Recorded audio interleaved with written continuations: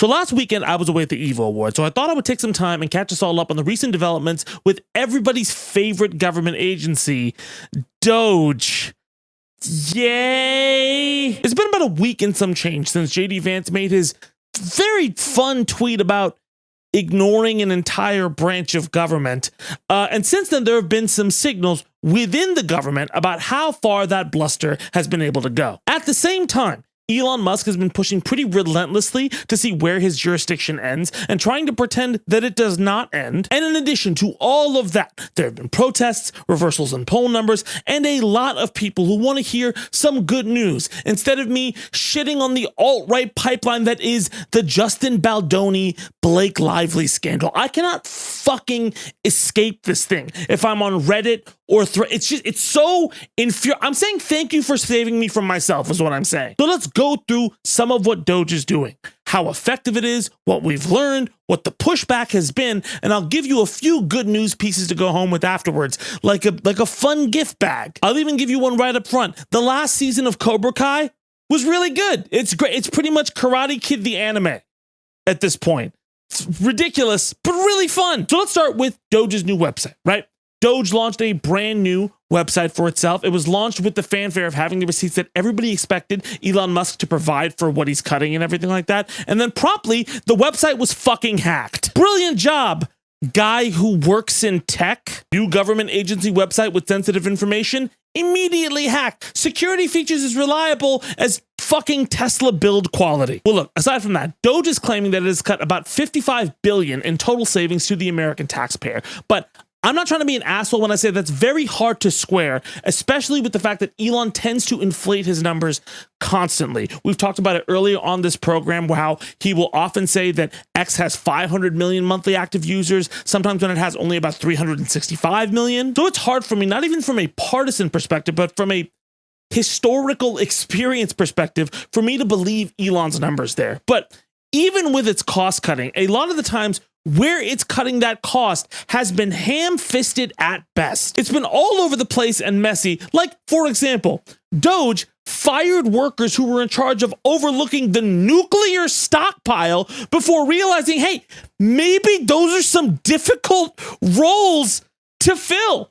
And you should probably have those people with experience stay there. Because what says efficiency more than we have to rehire all of those nuclear experts because I was a fucking idiot and just went, whoop!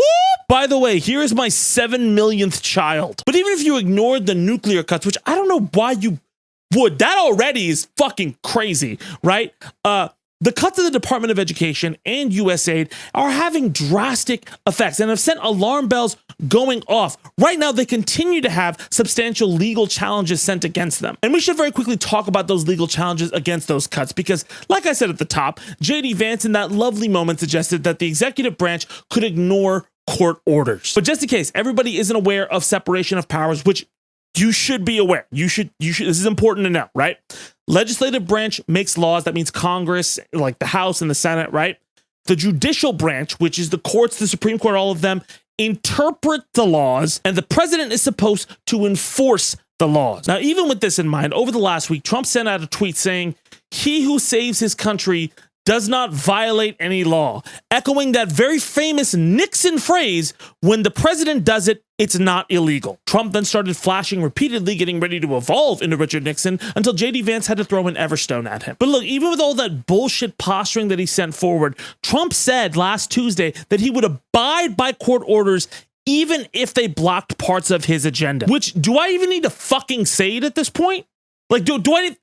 What did I fucking say? Obviously, the standoff with all of that and the public backlash have given Trump a lot of bad press, framing him as somebody who is consistently eroding the government and creating overreach. And his favorability ratings have once again dipped into the negative continuously so, as his association with Elon Musk continues to be emphasized and emphasized and emphasized. That press conference he had with Elon Musk there, where he signed the executive order and Elon's kid was saying some wild shit to him or whatever, that looked really fucking bad for Trump. And you can imagine his frustration with the optics of that whole fucking event. And switching back to Elon real quick, Musk ended up hiring a bunch of fucking randos at DOGE, and the agency sought to gain access to the IRS database containing sensitive taxpayer information, saying they were looking for waste, fraud, and abuse. Yes, the man who brought you the fucking Cybertruck and is trying to collect more baby mamas than Nick Cannon has, that guy on waste, fraud, and abuse. Well, one of the randos Musk hired was a guy named Gavin Kleiker, who had some very choice tweets, specifically ones that supported white supremacist ideologies, with some retweets of Nick Fuentes and Andrew Tate, of all people. Just good guys, right? And when that was found out, this resulted in multiple people freaking the fuck out, going, what's going on here? With more and more Republican dissent being put out in the open. For example, he got pushback from Katie Britt, seen here not smiling like a crazy fucking horror movie villain. You saw Pam Bondi, a Trump nominee who was recently confirmed, as well as other Senate Republicans pushing back on Musk's call to impeach judges who got in the way of Trump's moves. Also, I should bring this up, last week on the video when I mentioned that whole thing about opportunists versus loyalists in the Trump administration, somebody had brought up saying, like, can you really say Pam Bondi is more of an opportunist than a loyalist? Pam Bondi is like the opportunist of opportunists in this administration. If you study Pam Bondi's past and how and when she has flip-flopped between Republican priorities and her own branding and association, she is such an opportunist. I went over her history before. I'll link the video where I did that, right? But this is like everything since her here. This is emblematic of Pam Bondi. This is like the Pam Bondi starter deck, if you will, of Pam Bondi. I've said her name like 17 times at this point. She's on the Trump train to look cool, but when it gets too close, she's like, whoa, no, not me. All right, but also, you had protests break out on President's Day, with many people saying it's not King's Day. More and more Republicans come forward and speak about jobs in their state and concerns with the way Musk is moving around that. And then Democrats silently shaking their fist in anger. Oh, I'm so mad. And by the way, look, I understand the frustration with Democrats being feckless in this moment right now. Like, I get that. But the reason I'm not freaking out about the Democrats not like really like doing some enormous substantial move is because I expected it. It's like barely 3 months past an election season where they got their asses kicked, right?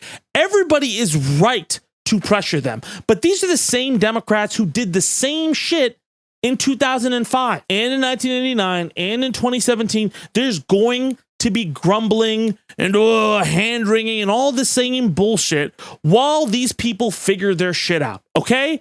But even without them, there's still a lot of pushback happening, to the point where yesterday, Donald Trump had to like announce that Elon Musk is not a DOGE employee and publicly said he does not have the authority to make decisions. Do you understand how like enormous that is with the way that they've been posturing? Like that's a pretty big like kind of fuck you move, despite like, oh, glowing praise. If you're glowing praise for somebody, you don't do that, especially after you signed an executive order trying to give them like access to shit, right? Because Elon's actions have been hurting Trump and he clearly isn't happy. Like, what did I fucking say? This was gonna happen. Once again, I'm not telling people to not push back or to just binge all of Cobra Kai. You should binge it. Cobra Kai's really good.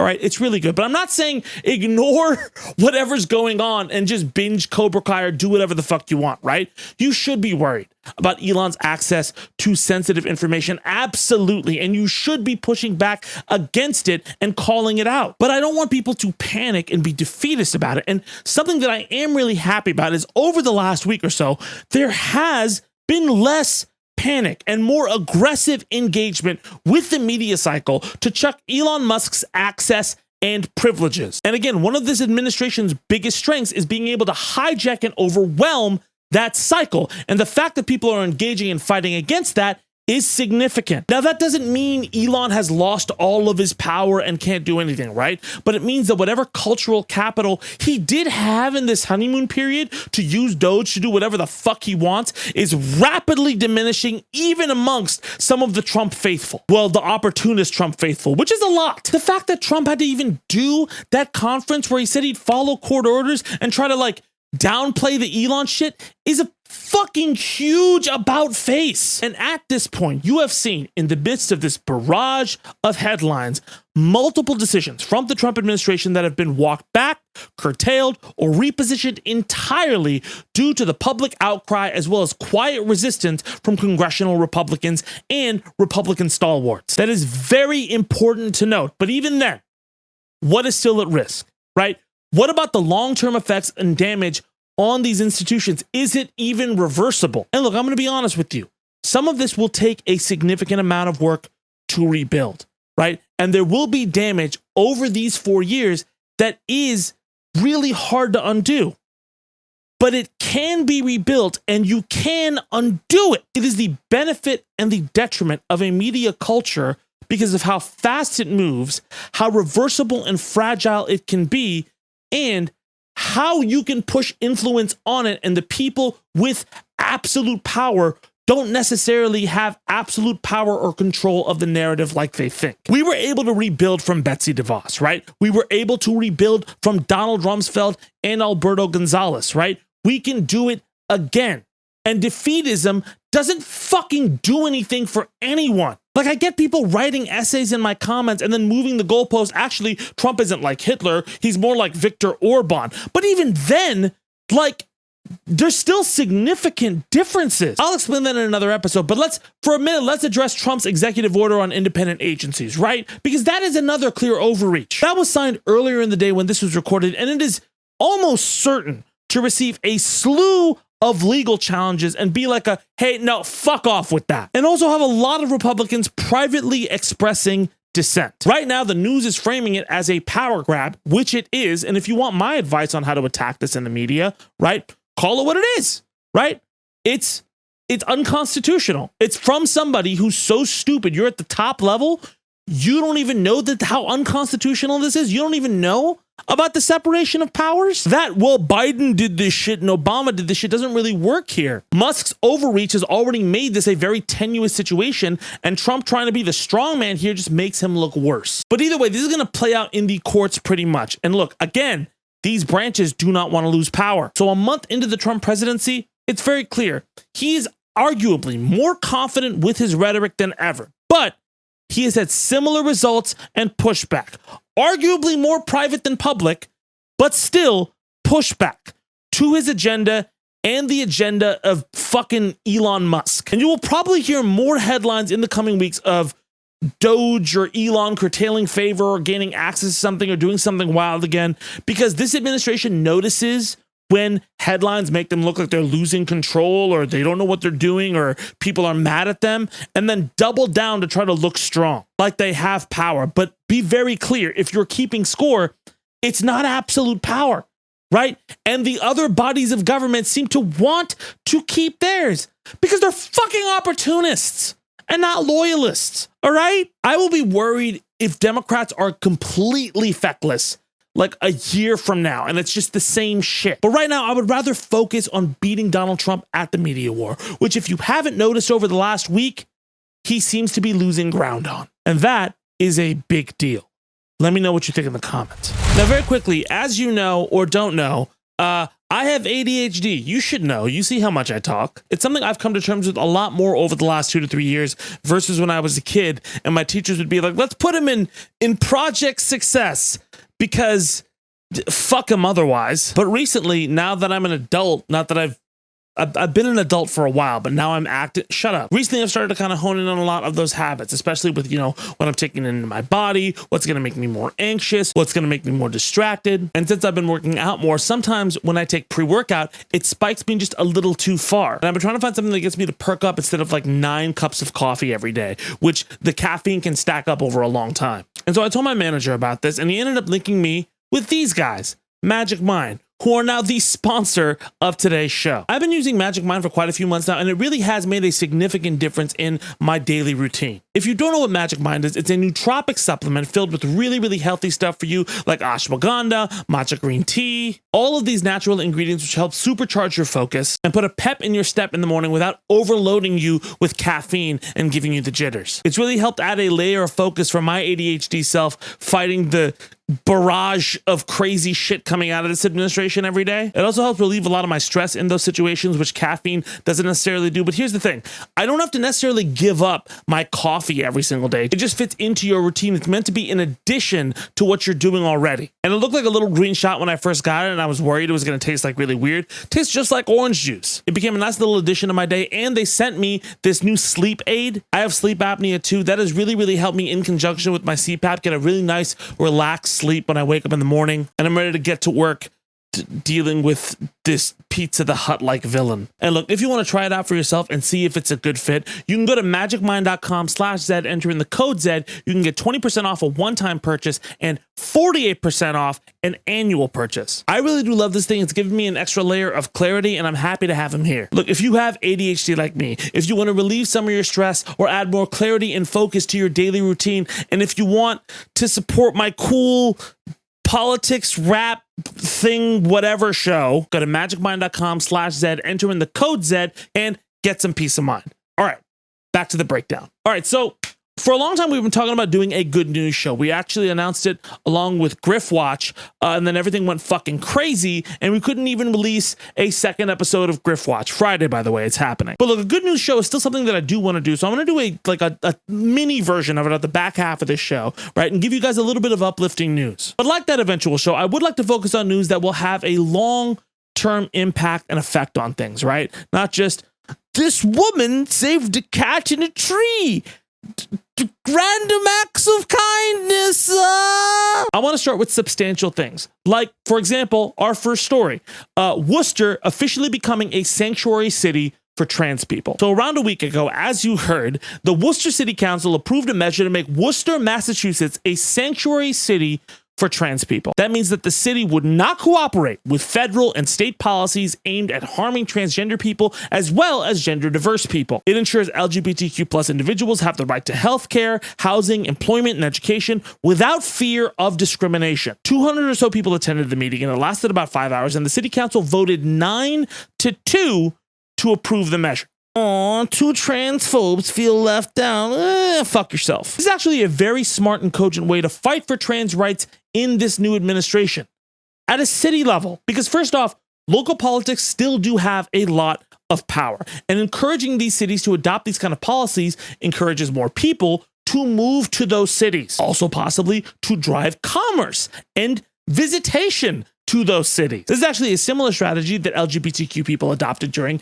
the Bush administration, with San Francisco being this ground zero for a lot of progressive policies aimed at fighting the worst offenses of the moral majority Bush had brought forward. Other cities saw this and adopted pro-gay stances, and as the cities did well, support for the movement grew. By the way, there is a counter to that. This is also the way a lot of nativist movements have grown, right? They've tried to take over cities as well. So directly countering that is a good way to fight in an even playing field. Now, Massachusetts is both a very progressive state and also just a little bit racist. I lived in Massachusetts for 4 years, right? Okay. I love Boston. She's a little bit racist. But supporting places like Worcester will give other cities the idea to adopt these policies and give trans people more spaces to combat the worst of the Trump administration's culture war bullshit crackdown. And it can also help build communities and help change minds along the way of what trans people are actually like, instead of this weird fucking boogeyman the right has built up. So good on Worcester. This is great news. All right, moving on. Fucking murder hornets are gone. That's great. They sounded horrible. So if you don't know, murder hornets are these invasive hornets that are known to just fucking decimate honeybee hives. They eradicate these honeybee hives in a matter of hours, and now the murder hornets have been eradicated in a matter of 5 years. Also, these murder hornets were like way more fucking dangerous than bees. Like, their stinger could pierce through beekeeper suits. They were basically these giant just douchebag bees, right? And they caused a huge amount of panic in 2013 when a bunch of people died from them, but now they're gone. So piss off. Now, obviously, this is great news because it eliminates one more obstacle that keeps hurting honeybees, which are essential to us having an environment. But it's also said that Washington is going to keep an eye out despite the notice of eradication, just in case. I hear RFK wants to mount one to the top of his car at some point. I don't know. Maybe drink the venom. It could meet his brainworm. Let me know what you think in the comments. And here's an entertainment one. UMG is partnering with Music Health Alliance for a musician's mental health fund. Look, if you remember the Grammys, Chappell Roan gave a pretty impassioned speech asking labels, hey, listen, we got you, but do you really got us? Remarking that she was signed as a minor and getting things like her own health insurance while dealing with the pressures of a recording contract, which, by the way, are not like great. Like they're not like easy to deal with, right? Is a gargantuan hurdle. And after some idiot wrote this stupid fucking op-ed questioning Chappell Roan about, oh, what would Prince feel about Chappell insulting the people who let her do her music? Yeah, because everybody fucking loves labels, you bootlicker. Idiot, right? Like even people who work at labels have problems with the building, right? Do you understand that? Anyway, multiple artists ended up supporting Chappell Roan, right? Donating to a push she made for musicians' mental health. And now UMG has signed on with Musicians Health Fund to aid artists both on UMG and who are not on UMG in finding those services. And I know it may sound small for it focusing on the mental health part, but seriously, in the music industry, that is a huge, huge, huge, huge thing. There is a lot of mental stamina that you need to deal with in the breakneck pace, as well as some of the most debilitating, brutal aspects of this industry. It's really, really exhausting. It can take a huge toll on you and your life. And that kind of mental health access is very hard when you're going to an independent marketplace. I would know. And judging by the comments made by the people involved, it seems like there may be a pathway eventually for physical health assistance as well. Either way, this is a massive step in the right direction, and it shows vocalized public pressure, despite idiotic bootlickers making op-eds, can force corporations to do the right thing. Now, I'm not saying like UMG is my best friend here, okay? There's still like a major like record label. There's still the building, but it's an olive branch, right? And it's an olive branch I'm sure many artists will be willing to take. And it's one that can help a lot of people, right? Even if there's more of a conversation to be had. Let me know what you think in the comments. And that's our show. Thank you guys so much for watching. Remember to like, comment, subscribe. Hopefully we'll have Griff Watch out on Friday for you guys. Sorry for the wait. There was a reason for it. We're back with Freestyle the News on Sunday. Anyway, my name is Tabani. Thank you guys so much for watching, and I'll see y'all soon. Let's go.